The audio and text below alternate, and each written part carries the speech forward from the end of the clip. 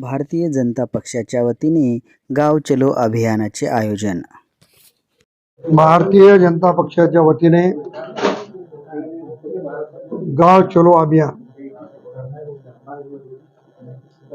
याचं नियोजन 4 तारखेपासून 11 तारखेपर्यंत करण्याच्या सूचना प्रदेशाकडून आलेल्या आहेत।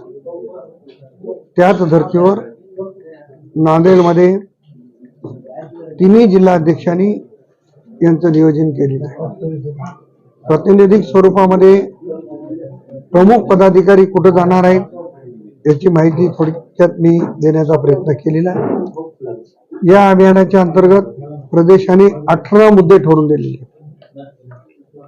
त्याच्यामध्ये प्रामुख्याने गावामध्ये असलेला सैनिक, पोलीस दल किंवा इतर दलामध्ये असलेलं त्यांचं कुटुंब, क्रीडा क्षेत्रात किंवा पुरस्कार मिळालेले शेतकरी, युवक, महिला, बचत गट अशा सगळ्या लोकांचं भेटीगाठी घ्यायचं आहे।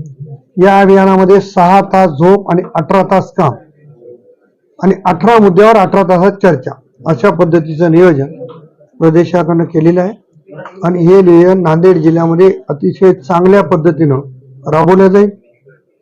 आज जिल्ह्याच्या वतीनं ही पत्रकार परिषद झाली, पण तालुक्याच्या ठिकाणी ज्या ठिकाणी आमचे आमदार आहेत त्या ठिकाणी आमचे आमदार, ज्या ठिकाणी आमचे आमदार नाहीत त्या ठिकाणी विधानसभेचे प्रमुख त्या तालुक्याचा कार्यक्रम ठरवून प्रत्येक बूथ पर्यंत हे अभियान राबवण्याचा प्रयत्न निश्चितपणाने केला जातो। लोकसभेच्या निवडणुकीत मला मताधिक्य आहे, परंतु स्थानिक स्वराज्य संस्थेच्या निवडणुकीमध्ये जो काही झपाटून मार खाणार तर तिथल्या लोकांच्या काही समस्या आहेत तर त्या समजून घेतल्या पाहिजे।